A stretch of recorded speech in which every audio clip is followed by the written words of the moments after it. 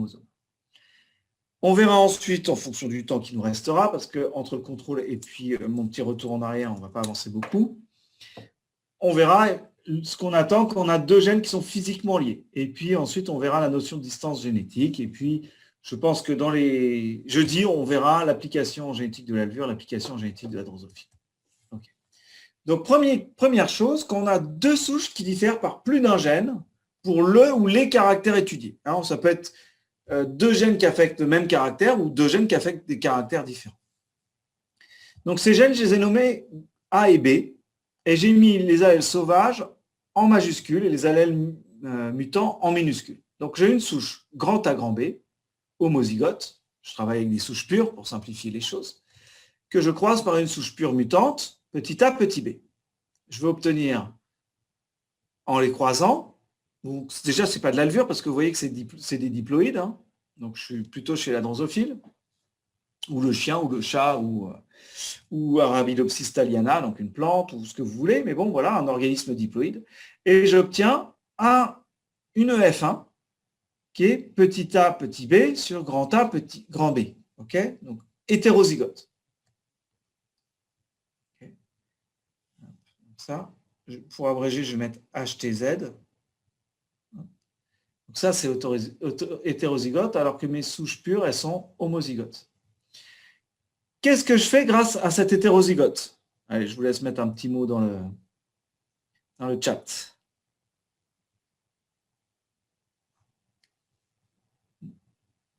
Eh ouais, le test de dominance, exactement. Puisque je suis dans le meilleur contexte possible. Je suis avec mon hétérozygote, donc je vais pouvoir identifier quel est le phénotype qui est dominant et quel est le phénotype qui est récessif. Le test cross, c'est si je croise cette lignée-là par une lignée qui est porteuse du phénotype récessif. Donc, imaginons c'est ma mutante. Okay, donc, je ferai un croisement entre ça et ma lignée mutante. Sinon, je peux faire mon test F1 par F1 et qu'est-ce que je peux observer? Qu'est-ce que je peux avoir comme résultat? Ben, ça va dépendre des gamètes qui seront produites. Donc, qu'est-ce que je peux avoir comme gamètes possibles? Ben, ce que je vais appeler des gamètes parentaux. Gamètes, attention, c'est masculin. Donc, un gamète parental, ça va être par exemple petit a, petit b, c'est-à-dire les gamètes que les parents ont donnés à cet individu, ou grand A, grand B. Et puis, je peux avoir des gamètes recombinants ou recombinés, où je vais avoir petit a associé à grand B ou grand A associé à petit b. Okay. 4 types de gamètes, c'est ce que vous voyez ici. Petit a, petit b, grand A, petit b, mes parentaux, ou petit a, grand A, petit b, mais recombinés. Alors, vous me demandez, Romain, et c'est une bonne question, est-ce que c'est à cause des crossing over? Eh bien, pas forcément. Alors, vous voyez que ici, j'ai mis 3 petits points, parce que je ne sais pas si mes gènes A et B sont liés génétiquement ou indépendants. Enfin, liés physiquement, pardon, ou indépendants. Je ne sais pas s'ils sont sur les mêmes chromosomes ou pas. Donc, j'ai mis 3 petits points. Je le note comme ça, mais je pourrais le noter aussi en mettant grand A, 3 petits points, grand B, et je croise par petit a. Alors pareil, une barre ou 2 barres, il faut essayer d'être homogène, c'est le seul truc. 3 petits points, petit b. Hein, j'aurais pu noter comme ça. Les deux nomenclatures sont acceptées. OK. Donc la question de Romain, vous voyez, elle tombe hyper à point. L'existence de gamètes recombinés ne nécessite pas toujours de crossing over. Pourquoi je mets ça? Parce que c'est l'alignement sur la plaque métaphasique qui va aussi participer au brassage génétique. C'est ce qu'on a vu au TD numéro 1. On aura la même fréquence de gamètes parentaux et de gamètes recombinés dans le cas où les mutants sont sur des chromosomes différents. Dans le cas où les mutants, les gènes affectés, en fait, sont physiquement indépendants, pas sur le même chromosome. Physique, c'est-à-dire sur la même molécule. Génétique, ça peut être sur la même molécule. Donc, qu'est-ce que j'ai là? j'ai changé de nomenclature, vous voyez, j'ai mis un point-virgule puisque j'ai pris l'hypothèse de gènes physiquement indépendants. Donc, je sépare les chromosomes avec un point-virgule. Donc, j'ai grand A sur grand A, grand B sur grand B, petit a sur petit a, petit b sur petit b. J'ai toujours mon test de dominance que je peux faire ici. Et cet individu F1, il va me donner 4 types de gamètes, des gamètes parentaux, petit a, petit b, grand A, grand B, petit a, grand B, grand A, petit b. 4 gamètes, 2 gamètes recombinés, 2 gamètes parentaux. Okay. Ségrégation de 2. On retrouve cette ségrégation de 2. OK. Ce qui est intéressant, je vous le mets dans la diapo d'après avec un code couleur. Donc, ce qui vient du père est en bleu, ce qui vient de la mère est en rouge, ou inversement, peu importe. Et vous voyez que donc le F1, il a hop, ce qui est de la mère, ce qui est du père. Et quand il va donner des gamètes, en fait, les chromosomes vont pouvoir s'orienter d'une manière ou d'une autre selon la plaque métaphasique. Et quand on va faire la méiose, eh ben, on va séparer les chromosomes.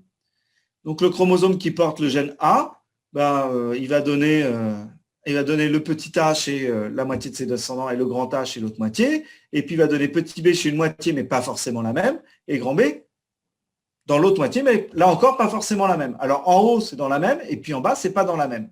Et ça nous donne donc comme ça les gamètes parentaux, les gamètes recombinés que vous voyez ici. On dit que c'est recombiné, mais c'est pas recombiné à cause du crossing over, c'est recombiné à cause de la répartition aléatoire des chromosomes le long de la plaque métaphasique. C'est ce qu'on appelle le brassage interchromosomique. Le brassage entre chromosomes.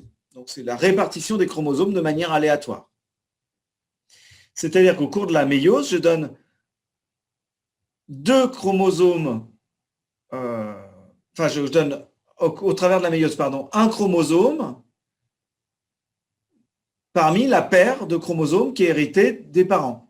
Okay, donc, il y a dans la paire numéro 1 qui contient le gène A, il y a un chromosome 1 qui vient de la mère, un chromosome 1 qui vient du père.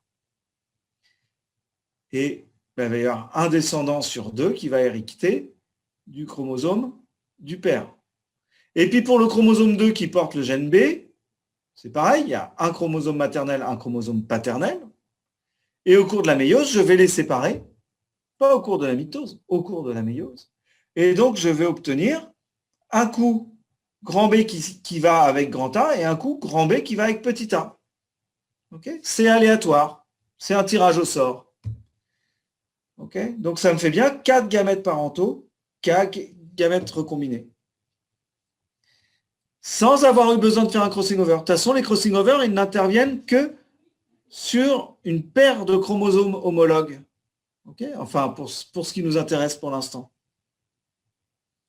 Le crossing over, c'est pour le brassage intrachromosomique. C'est ce qu'on va voir juste après. Voilà. Maintenant, si les 2 gènes sont physiquement liés, okay, cette fois-ci, je sépare avec une virgule mes 2 gènes. Et vous voyez que j'ai mis un seul trait sur lequel A et B se trouvent. Donc, toujours ce qui vient du père, ce qui vient de la mère, et ma F1. Donc là, tout est sur le chromosome 5, par exemple. Okay, donc A et B sont sur le même chromosome. Voilà ce qu'on obtient. Du coup, on peut toujours avoir 4 gamètes différents. Les gamètes parentaux, où on a petit a qui est associé à petit b, comme chez la mère, ou grand A, grand B, comme chez le père. Et puis les gamètes recombinés, qui sont là, où on a petit a qui vient de la mère et grand B qui vient du père, grand A qui est l'allèle du gène A qui vient du père et petit b qui est l'allèle mutant qui vient de la mère, du gène B du coup. Et là, pour produire ça, il a fallu un crossing over, c'est-à-dire qu'il a fallu avoir un événement, je ne sais pas ce que je veux, un événement ici, où on va avoir un échange une recombinaison, un événement moléculaire qui va associer cette partie oh là là, je ne vais pas y arriver, cette partie du chromosome ici à celle-ci. Et puis, inversement, la partie, je vais essayer de changer de couleur d'ailleurs, ça ne sera pas plus mal. Hop, on va mettre en bleu, voilà. Hop, et cette partie-là, qui est associée à celle-ci. Okay, donc petit a à grand B et grand A à petit b. Okay, et ça nous donne ces gamètes recombinés. On verra, un jour, je ne le faisais pas d'habitude, mais je pense que cette année, je vais l'introduire, les mécanismes de la recombinaison par crossing over. Donc voilà les deux mécanismes qui vont faire du brassage. Soit le mécanisme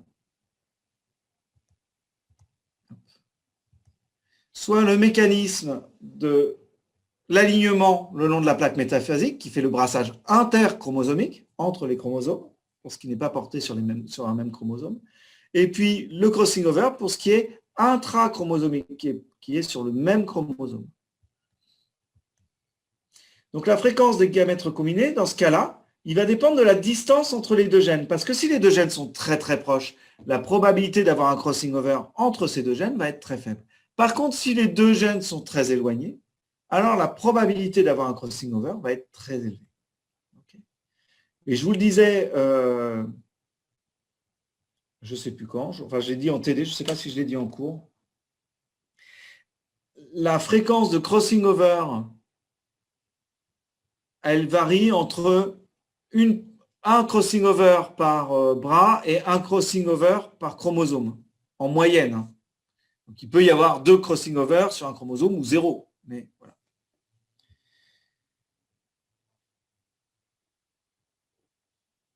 Alors, je vais revenir aux questions. Donc tout ça pour vous dire, voilà, votre fréquence, si vos deux gènes ils sont sur le même chromosome, votre fréquence de gamètes recombinés, elle va être très variable, elle va dépendre de la distance entre vos deux gènes. Si vos deux gènes sont extrêmement proches, ben on va avoir une fréquence de gamètes recombinés qui va tendre vers 0. Et si au contraire ils sont très éloignés, ben on ne sera pas capable de faire la distinction entre un brassage intra et un brassage interchromosomique. Et on verra une équiprobabilité, donc une même probabilité d'avoir des gamètes recombinés ou des gamètes parentaux. Alors pour revenir aux questions qui ont été posées, Bérangère ne comprend pas pourquoi il y a 8 gamètes pour la diapo avant et 4 sur celle-ci, et en fait il y a toujours 4 gamètes. Je reviens en arrière. Okay. 4 types de gamètes. Vous voyez ici Bérangère, le premier type de gamète, il contient l'allèle petit a et l'allèle petit b, le deuxième grand A et grand B, et puis 2 types de gamètes recombinés, petit a et grand B, un gamète qui contient ces deux allèles-là, et un autre qui contient grand A et petit b. Okay, vous avez 2 gènes chaque fois auxquels on s'intéresse, le gène A et le gène B. Chaque gamète récupère une copie du gène A, et donc un allèle du gène A et un allèle du gène B. Donc ici, j'ai bien un premier gamète, un deuxième, un troisième, un quatrième. Et ici, c'est la même chose. 1, 2, 3, 4. Par contre, j'ai représenté ici un chromosome pour chaque gamète, et sur la diapo d'avant, j'ai représenté 2 chromosomes, puisque mes gènes étaient sur 2 chromosomes différents. Est-ce que c'est plus clair, Bérangère?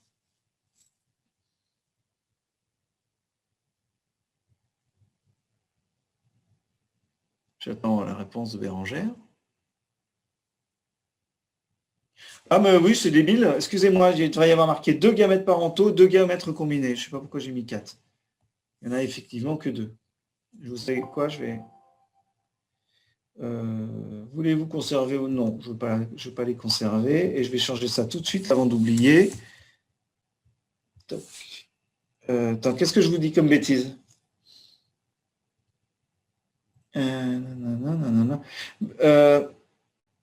Non, non, c'était bon, excusez-moi. J'ai réagi trop vite. La méiose, elle vous donne 4 gamètes. Donc, suivant l'alignement, on va avoir soit 4 gamètes parentaux, soit 4 gamètes recombinés. OK. Alors que... Qu'est-ce que je fais? Hop, hop, hop. Donc, soit... Voilà, donc ça c'est bon. Et là, c'est la même chose. Je vais avoir ici que je ne dise pas de bêtises. Est-ce que je vous dis une bêtise ou pas? Là, ouais, je vous dirais une bêtise si je vous disais que c'était 4 et 4. On va revoir ça dans la méiose. Dessine-moi une méiose, comme on dit dans le monde des généticiens. Je vérifie l'heure, ça va, on est dans les temps. Posez les bonnes questions, c'est bien. Je ne vois plus mon crayon tellement. Ah bah, c'est parce que c'est là. Ok, c'est bon. Alors. Là, je suis avec ma gomme, donc je ne vais pas aller loin avec ma gomme.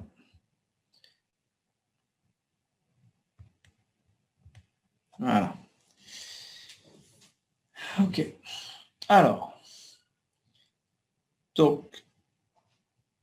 Ici, j'ai donc grand A, grand B. Ok, sur le même chromosome.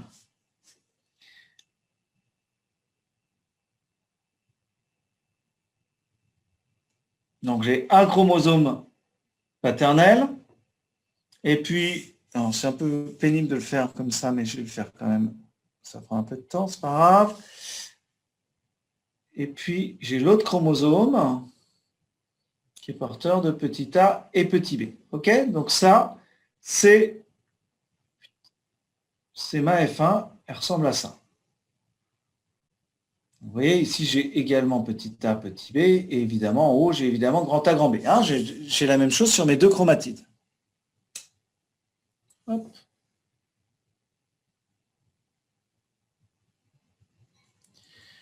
Quand je vais faire ma division, la première division, rappelez-vous, elle va me donner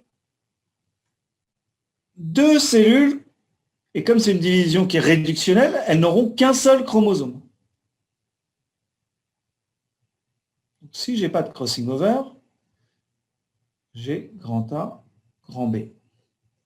Et puis, suite à ça, ça va me donner 2 cellules, hop, qui auront encore un chromosome, mais avec une seule chromatide. Donc, grand A ici, grand B là, grand A là, grand B ici. OK? Donc, deux parentaux, parce que je n'ai pas eu de crossing over. Et puis, hop, pour l'autre, c'est exactement la même chose.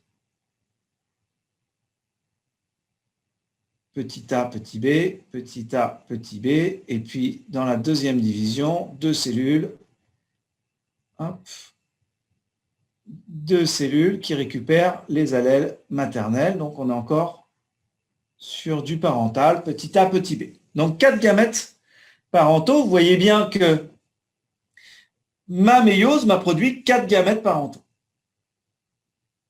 Okay. Maintenant, s'il y a une recombinaison, qu'est-ce qui se passe? Alors je vais effacer ce que j'ai dessiné là, effacer tous les dessins. Hop. Je pars de ma cellule F1 qui va faire, donc c'est une cellule germinale, elle va faire une méiose. Avant de faire la méiose, il y a la réplication du matériel génétique. Hop, donc petit a, petit b, petit a, petit b. Toc. Et au moment de la prophase, on va avoir une recombinaison. Alors, je vais mettre que d'un côté, un grand A, grand B. Et ma recombinaison, elle va me produire quoi? Un truc comme ça, où je vais avoir petit a ici, grand A ici, pardon. Hop. Ici, grand A, grand B. Et puis, il va y avoir un échange. Hop, ça, c'était un B, ce que j'ai écrit, on ne dirait pas, mais bon. On va avoir un échange pour récupérer un chromosome comme celui-ci. Donc, petit a, petit b. Là, le petit b, il se retrouve ici. Voilà. Et là, vous voyez que dans ma première division, qu'est-ce qui va se passer? Je vais produire 2 cellules.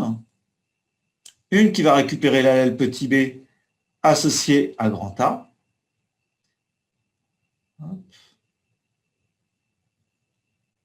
petit a, petit a. Hop. Ici, j'ai un grand B qui se balade là. Parce que j'ai fait mon crossing over. Là, grand B. Et j'ai oublié d'écrire juste le petit B qui est ici. Et donc, dans la division, donc ça, c'est relié. Vous ferez un dessin plus propre que le mien, j'espère. Donc là, j'obtiens quoi? J'obtiens un chromosome qui est parental, petit a, petit b. Un autre qui est recombinant, donc j'ai le petit a et après je vais avoir grand B. Hop.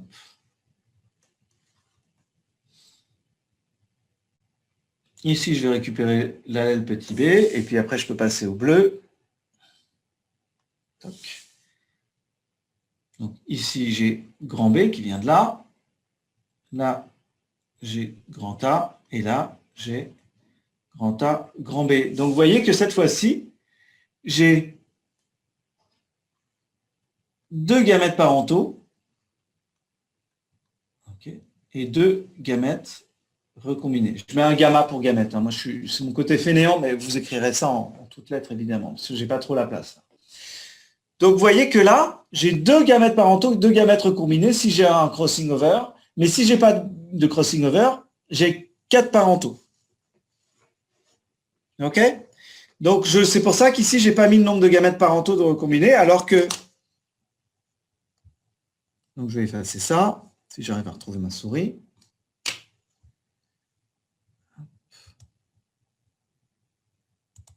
Alors que sur la diapo précédente, paf, ici, suivant comment s'était fait la répartition des chromosomes, j'observais toujours la même chose. C'est-à-dire, si sur la plaque métaphasique, on est comme ça, je vais observer un côté petit a qui va partir, de l'autre côté grand A, et puis un côté petit b, et de l'autre côté grand B, mais on aura 4 gamètes identiques. Donc, j'ai préféré skip mes 2 premières heures de cours pour être en forme.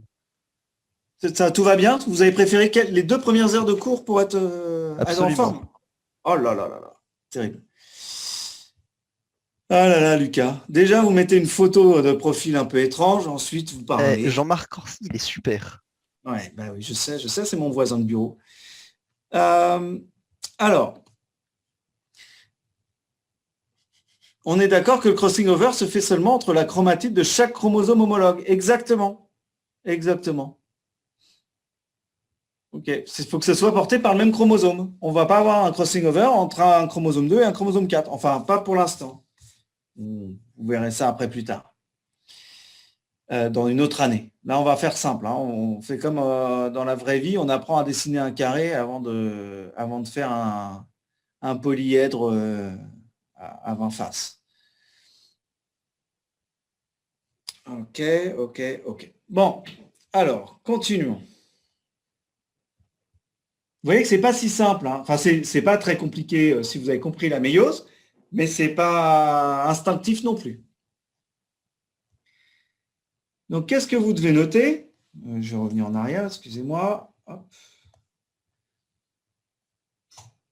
La fréquence des gamètes recombinés dépend de la distance entre les deux loci, et ça, c'est hyper important, s'ils sont sur le même chromosome, évidemment. Donc, s'ils sont physiquement liés. Et quand on ne sera pas capable, quand on aura une 50% de recombinants et 50% de parentaux, eh ben on aura du mal à faire la distinction entre des gènes qui sont physiquement indépendants, c'est-à-dire qui ne sont pas sur le même chromosome, et des gènes qui sont sur le même chromosome, physiquement liés, mais qui sont très éloignés. Parce qu'on aura une grande fréquence de crossing over entre les deux. Donc dans ce cas-là, eh ben, on parlera de gènes, s'ils sont physiquement liés, mais qui ressemblent à des gènes qui sont physiquement indépendants, on dira qu'ils sont génétiquement indépendants. Autrement dit, quand je récupère un allèle, j'ai pas une plus grande j'ai pas plus de chances de récupérer l'autre. Voilà, je vais le dire autrement, excusez-moi. Si je récupère l'allèle grand A, si mes deux gènes sont génétiquement indépendants, eh ben, j'aurai la même fréquence de chance d'avoir récupérer grand B avec ou petit b avec. Okay, en gros, ils se comporteront de manière indépendante, comme deux objets indépendants. Si au contraire, on a moins de gamètes recombinés que de gamètes parentaux, alors on sera sûr que les deux gènes sont sur le même chromosome et on pourra en conclure qu'ils sont liés génétiquement. Okay. Autrement dit, c'est ce qui est écrit ici, la liaison génétique implique une liaison physique. Alors que l'indépendance génétique, le fait qu'on ait 50% de recombinants et 50% de parentaux, ça n'implique pas du tout l'indépendance physique. Okay. Les deux gènes qui nous intéressent peuvent être physiquement liés ou physiquement indépendants. On ne peut pas faire la distinction comme ça. Ok. Donc voilà, j'insiste lourdement là-dessus, on aura l'occasion d'y revenir. Deux interprétations cartographiques de l'indépendance génétique. Soit il y a une indépendance physique ou une grande distance entre les deux gènes qui seraient sur un même chromosome. Ok. Qu'est-ce que c'est que cette histoire de distance génétique? Alors, il y a plusieurs outils qui permettent de calculer la distance génétique. Quand deux gènes sont sur un même chromosome, on peut voir à quelle distance ils sont les uns des autres. Et ça a beaucoup servi en génétique pour faire de la cartographie, c'est-à-dire pour essayer d'identifier où se trouvaient les gènes les uns par rapport aux autres. Alors, cette distance génétique, ce n'est pas une distance moléculaire. Ce n'est pas parce qu'il y a une certaine fréquence en crossing over, puisque c'est ça qui va nous donner cette distance, qu'il y a tant de mégabases. En fait, les chromosomes, il n'y a pas la même fréquence de crossing over suivant la séquence du chromosome. Donc, c'est un peu compliqué. Donc, tout ça pour vous dire, deux gènes physiquement liés peuvent être génétiquement liés ou génétiquement indépendants. Donc, comment on va calculer une distance entre deux gènes? On va regarder la fréquence des gamètes recombinés, c'est-à-dire nombre de gamètes recombinés sur nombre de gamètes total, c'est la fréquence des gamètes recombinés, et on va multiplier par 100 et ça nous donnera une distance en unités de recombinaison. Ce n'est pas très compliqué. Cette distance, elle est toujours inférieure à 50 unités de recombinaison. Pourquoi? Puisqu'il y a au maximum 50% de gamètes recombinés. Okay. Donc, 0,5, 50%, 0,5, fois 100, ça me donne bien 50 unités de recombinaison. Donc, au maximum, une distance génétique, c'est 50 unités de recombinaison. Et on va faire un petit exemple de cartographie, on va finir là-dessus. Donc, je m'intéresse à un certain nombre de gènes qu'on a nommés avec des lettres. D, E, F, G et H. Okay. Et ici, on vous met les distances en unités de recombinaison entre ces différents gènes, qu'on a calculées par la fréquence de recombinants entre ces gènes. On verra ça, on le fera après en pratique en TD, ne vous inquiétez pas. C'est peut-être un petit peu abscon là. Vous voyez que les gènes D et H sont à 45 unités de recombinaison, H et E à 30, E et F à 20, F et G à 10, E et G à 28 et H et F à 47. Et toutes les autres distances qui ne sont pas indiquées là, elles sont égales à 50 unités de recombinaison. Oui, c'est ça, Johanna. La distance en unité de recombinaison n'est pas directement liée à la distance en nombre de paires de bases. C'est exactement ça. C'est-à-dire une distance moléculaire et une distance génétique, ce n'est pas la même chose. Une unité de recombinaison sur un chromosome ou sur une portion d'un chromosome ne fait pas la même longueur moléculaire qu'une autre unité de recombinaison sur un autre chromosome ou sur le même chromosome un peu plus loin. En fait, il y a des endroits où il y a plus de crossing over que d'autres. Ça dépend un peu des séquences. Ok, sans qu'on calcule ça très, très simplement. Donc, qu'est-ce que vous voyez ici? Si on cherche à cartographier, à aligner ces chromosomes, c'est-à-dire à faire une ligne sur laquelle je vais dessiner, hop, et je vais dire, tiens, D, il est à tel endroit, E à tel autre, F à tel autre, etc. Il va falloir que je fasse une cartographie. Alors, le plus simple, c'est de commencer par les distances les plus courtes, donc F et G. Donc, on va mettre F ici, et puis G, je vais le mettre après, j'aurais pu le mettre avant, et je vais indiquer ici qu'il y a 10 unités de recombinaison ici. Alors, si je m'intéresse à un autre, je vais faire E et G, ou E et F. Tiens, E et F, c'est l'autre petit. EF, alors E, il est à 20 de F, mais ça veut dire qu'il est soit ici, soit il est là. Le seul moyen de savoir, c'est de regarder la distance entre E et G. Et E et G, c'est 28. Donc, il n'est pas ici. Ça veut dire que ici, j'ai E, et entre les deux, j'ai 20.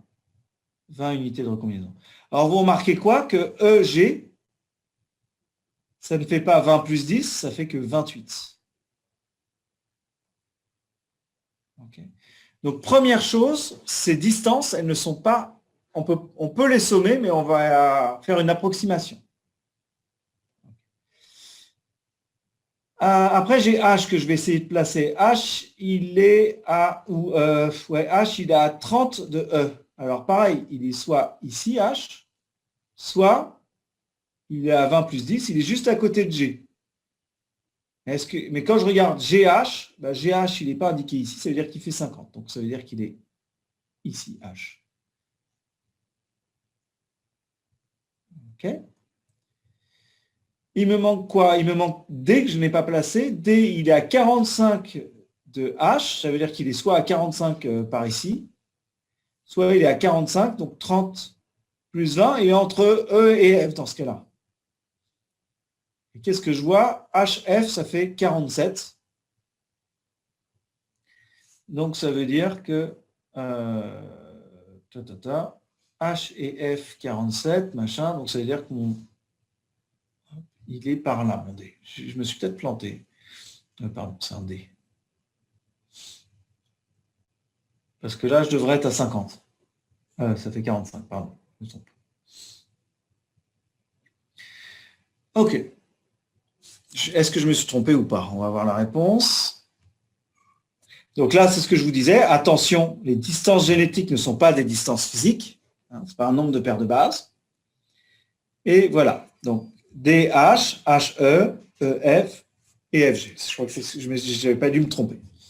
C'est exactement le même type de principe que quand on fait de la triangulation avec la téléphonie mobile. Hein, on calcule les distances entre les différentes bornes et on dit, c'est mon antenne. Okay, j'ai une antenne ici, j'ai une antenne là, j'ai une antenne là, et je sais que je capte sur ces trois bornes-là, je suis plus proche de celle-ci parce que le temps de communication est plus proche, machin, et j'en déduis que mon téléphone, il se trouve dans cette zone-là. Okay, c'est exactement le même type de principe, sauf que c'est plus intéressant quand c'est de la génétique. Bon, c'est mon point de vue, et je le partage. Hop, hop. Exactement, plus la distance est élevée, plus on va sous-estimer le nombre de crossing over aussi. Donc, moins on va être précis. Donc, les plus petites distances sont plus précises que les plus grandes. OK, donc je peux revenir à la diapo d'avant.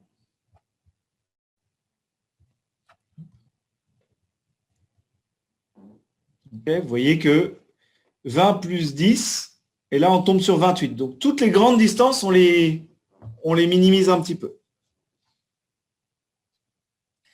Est-ce que ça va pour tout le monde, cette histoire?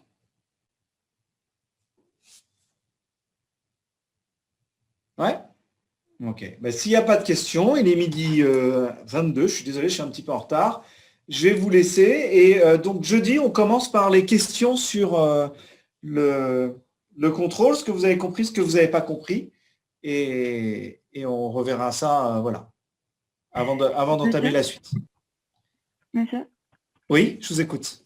J'ai une question, mais c'est pas par rapport au cours, du coup. Ouais. Par rapport au stage, je voulais vous dire, du coup, je vous envoie sur votre adresse USQ, c'est ça? Ah oui, ouais. D'accord. Et aussi, je voulais savoir, Illumina, du coup, c'est un site qui nous permet de séquencer les génomes? J'ai pas compris quel site? Illumina. J'entends pas, je suis désolé. Illumina. Illumina? Ah non, c'est une entreprise. C'est une entreprise qui fabrique des séquenceurs. Okay. Et des puces ADN et tout ça. Enfin, c'est une entreprise. On va l'étudier cette année ou pas du tout? Non, moi je ne voulais pas vous faire ça du tout. Et c'est intéressant d'un point de vue Peut-être en 440, ça sera plus l'endroit